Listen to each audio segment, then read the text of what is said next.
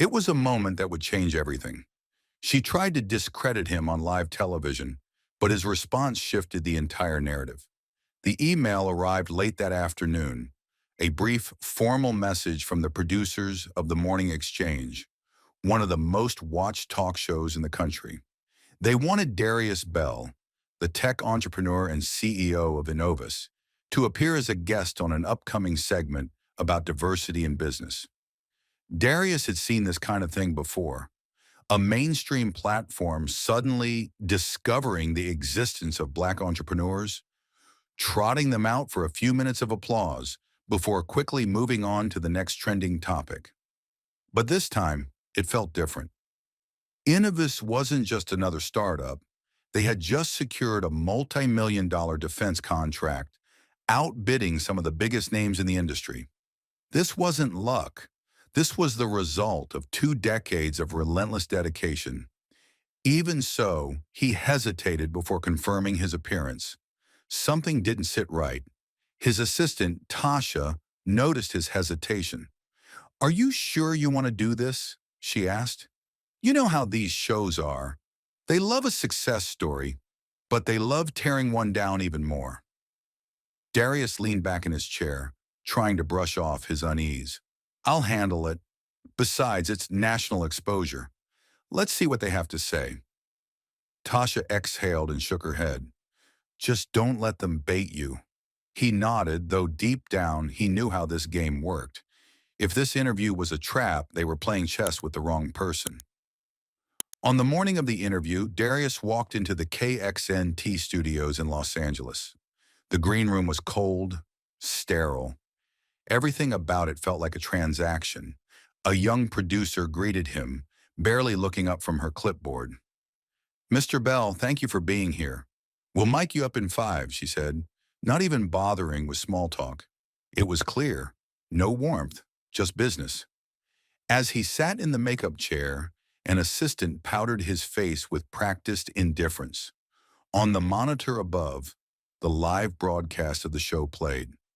First, a panel segment about celebrity scandals, followed by a cooking demo. Then the transition card. Coming up next, the black tech boom. Is it talent or special treatment? Darius clenched his jaw. So this was the angle. But if they thought they had the upper hand, they were in for a rude awakening. The set of the Morning Exchange was designed to look inviting, with soft blues and golds. A glass coffee table between the host chair and the guests. Cameras hovered, silent and watchful, capturing every movement, every expression. As Darius adjusted his suit jacket and took his seat across from Madeline Royce, the show's lead anchor, he could sense the tension in the air. Madeline, a seasoned journalist known for her tough questions, smiled, but it didn't reach her eyes. "Darius Bell," she began, her voice smooth, practiced. "CEO of Innovis, a true American success story." Darius gave a polite nod. "Appreciate you having me." She leaned in, flipping through her cue cards. "Let's get right into it. Your company recently landed a $200 million government contract, beating out some of the biggest names in tech." That's impressive. Darius knew the routine. Build him up first, make it seem like they respected his achievements. He kept his response calm and measured. "It was a long process, but yeah, we put in the work. We developed a security encryption system that outperformed our competitors. Simple as that." Madeline crossed her legs, her expression tightening. "Some have called it groundbreaking," she said, her voice laced with a subtle pause. "But others have raised questions." Darius didn't flinch. She picked up a card, reading aloud. "Some industry experts say Innovis benefited from certain federal diversity incentives. That companies like yours have an edge in these contracts because agencies are looking to diversify their vendors. That maybe it wasn't just about being the best, but about meeting a quota." There it was, the real reason he was there, the moment he had been expecting. Darius let a beat pass before he responded. "I've heard that argument before. Funny thing, though, when a Black entrepreneur wins, It's called special treatment. But when a legacy firm run by the same families for generations lands those same deals, no one questions it. The atmosphere in the studio shifted. The producers, off camera, exchanged glances. Madeline held her ground, her voice sharp. So you're saying race played no role at all in your success? Darius chuckled, shaking his head. Let me ask you this. When SpaceX won its NASA contracts, was it because Elon Musk met a diversity quota? When Jeff Bezos landed government deals for Blue Origin, was it because of his background? Or do we only ask that question when the CEO looks like me? Madeline's expression barely flickered, but she didn't back down. So, you don't believe these diversity programs help? Darius folded his hands, his voice steady. They help level the playing field, but what people don't realize is that the playing field was never level to begin with. But Madeline wasn't done yet. Her smile sharpened, like a blade hidden in silk. She glanced at her cue cards, then back at Darius, prepared to deliver the final blow. Let's talk about that playing field you mentioned, Madeline said, her voice shifting from polite curiosity to something colder, more calculating. You grew up in Birmingham, Alabama, a single mother, public school, worked your way up from nothing. That's inspiring. Darius gave a slow nod, sensing where this was heading. Madeline continued, her tone sharpening. But here's the question some might ask. How does someone with no Ivy League background, no deep family connections, go from a struggling neighborhood to landing contracts that billion-dollar corporations fail to secure? The implication hung in the air, heavy and clear. How did you get here? Did someone pull strings for you? Darius tilted his head slightly, his eyes narrowing as he considered his response carefully. It's called work, Madeline. Some of us don't have the luxury of generational wealth or country club networks, so we build from the ground up. Madeline gave a small nod, as though she were hearing him, but it was clear she wasn't really listening. But surely you had help along the way, she pressed. Maybe a mentor, a program, something that gave you that extra push. Darius exhaled quietly, his voice steady but tinged with frustration. Help came in the form of working 3 jobs while I got my engineering degree. Help came in the form of sleeping in my office while I built my first software prototype because I couldn't afford rent. That's the help I got. Her lips pressed together for a fraction of a second, and the producers behind the cameras were now fully tuned in. Madeline shuffled her cue cards again, her voice smooth but edged with intent. And yet, some would argue that Black entrepreneurs today have more opportunities than ever before, that programs like affirmative action, minority business grants, and government incentives exist specifically to open doors that weren't opened decades ago.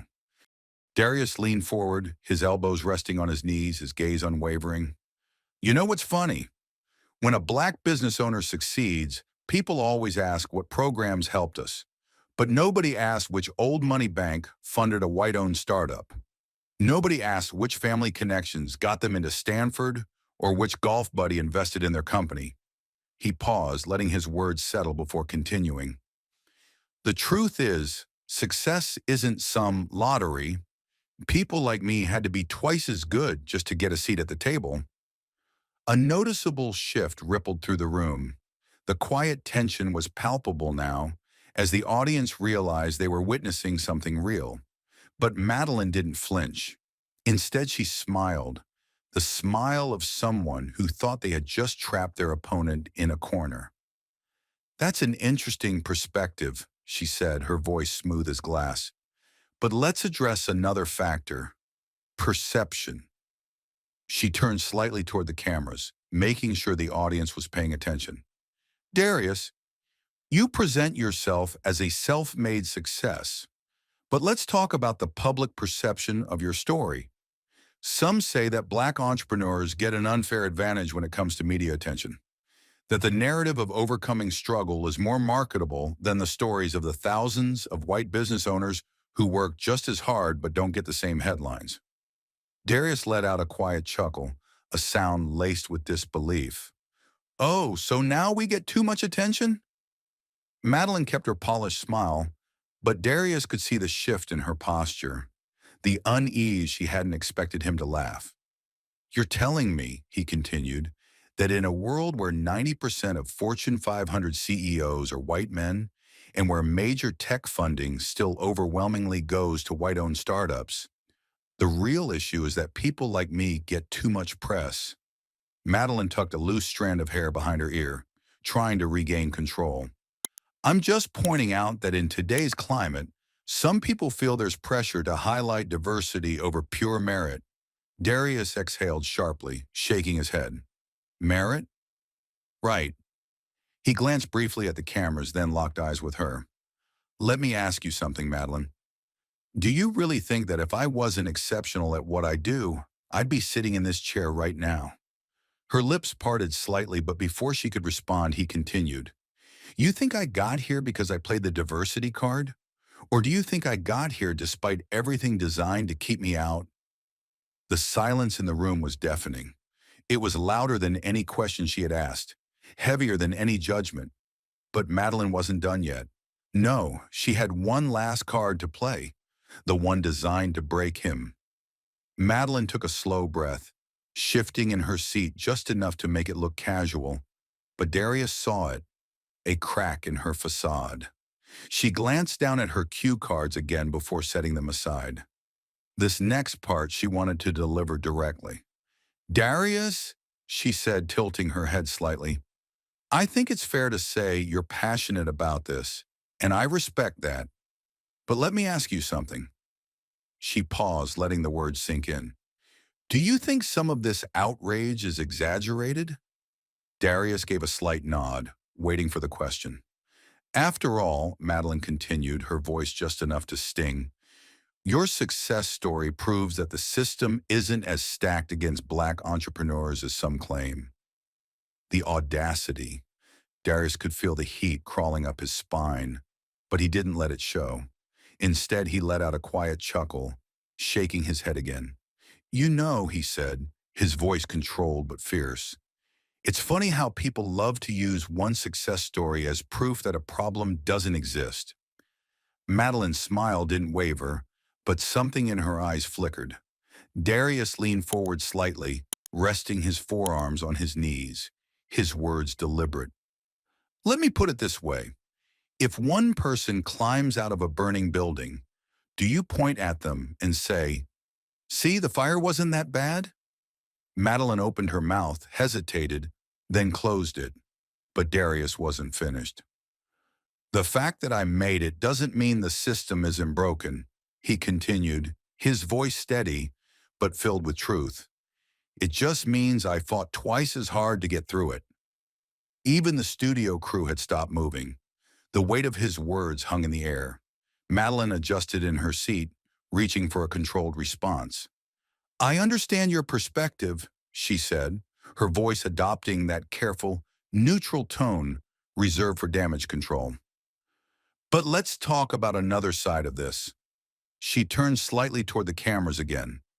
Some might say your frustration isn't really about race, she continued, that it's about resentment toward larger corporations. After all, you've publicly criticized big tech companies for not hiring more diverse executives. Darius tilted his head slightly. Resentment? Number accountability. Absolutely.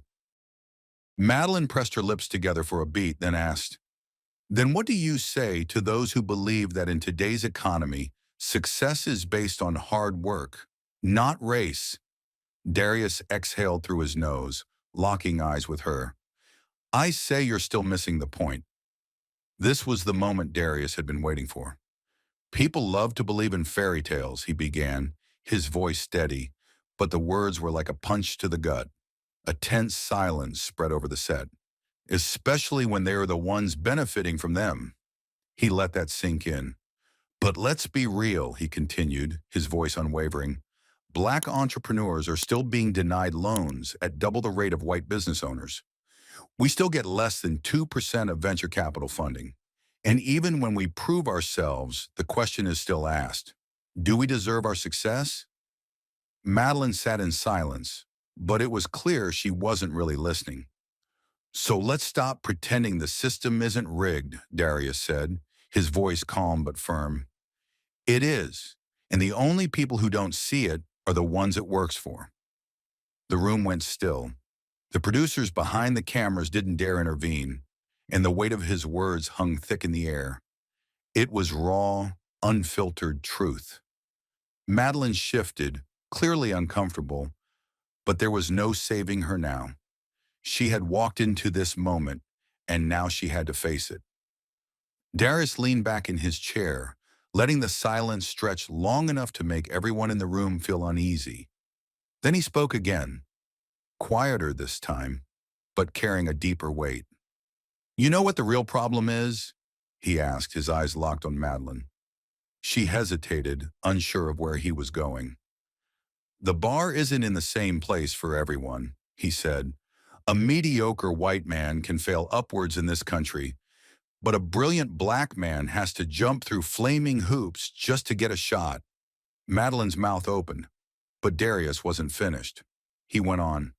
A white CEO can destroy a company, lay off thousands, and somehow get hired somewhere else. Meanwhile, a black CEO has one bad quarter, and suddenly it's proof that we weren't ready for leadership. He chuckled dryly, his voice bitter. And the best part? When we actually make it, people like you sit across from us and ask if we got here because of some special advantage. Madeline's jaw tightened, a small but telling shift in her posture. The camera caught it, and Darius leaned in, just a little, firm, resolute, unyielding. You want to talk about fairness? He said, his words laced with finality. Let's start by telling the truth. And just like that, the room fell into a different kind of silence, one charged with the power of what had just been said. It wasn't discomfort anymore. It was impact. Madeline's expression shifted. This wasn't just a TV interview anymore. This was the reckoning the country wasn't ready for. Darius turned slightly, looking straight into the camera. I know what some of you are thinking right now, he said, his gaze piercing. Some of you are nodding because you've seen this. Live this. He held the camera's gaze. And some of you are sitting there frowning, arms crossed, telling yourself this isn't real, that I'm just playing the victim, that it's all in my head. He paused, letting the weight of his words settle before finishing. But deep down, you know I'm right. The silence in the room was deafening. No one breathed. Then the producer's voice crackled over the speakers. All right, we need to take a quick break. Madeline forced a smile, and the cameras cut to black. But the damage had already been done. Within an hour, clips of the exchange were everywhere. Social media exploded with outrage and support alike. As Darius sat in his car, his phone buzzed uncontrollably.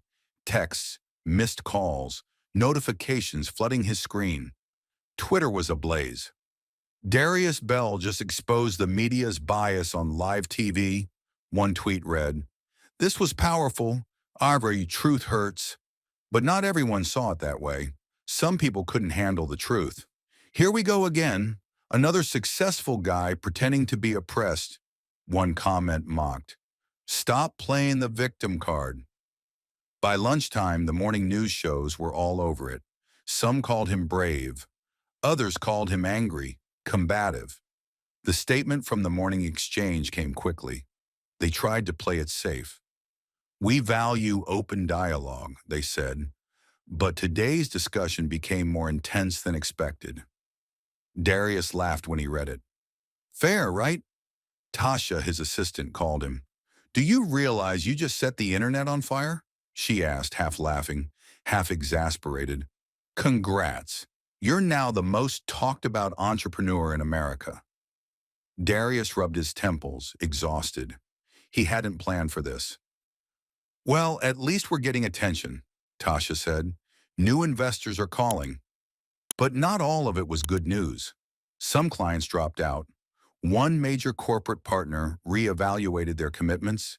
Then came the death threats, emails, phone calls, even an unmarked package left at their headquarters. Inside, a single word written in bold: enough. Tasha looked up at him, concern in her eyes. "You need security," she said, reading the note aloud. Darius let out a slow breath. He knew this was coming. He knew the cost of speaking out. Every time a black man speaks truth like this, the backlash is inevitable. But he wasn't going to back down. He couldn't. Darius sat in his office, staring at the city skyline, lost in thought. The last 72 hours had been a whirlwind. Praise, backlash, threats, and new opportunities.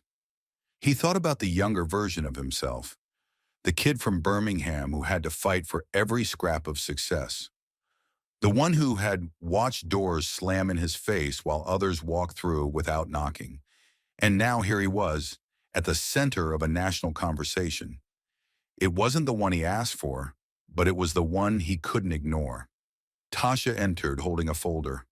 "We just got an offer," she said, setting it on his desk. "A network wants to do a special, a deep dive on race, business, and the system." Darius looked at her, a small smile playing at the corners of his lips. "So now they want to listen," he said, shaking his head. "Seems like it." Tasha gave him a knowing look. "What do you want to do?" she asked. Darius leaned back, the weight of the moment sinking in.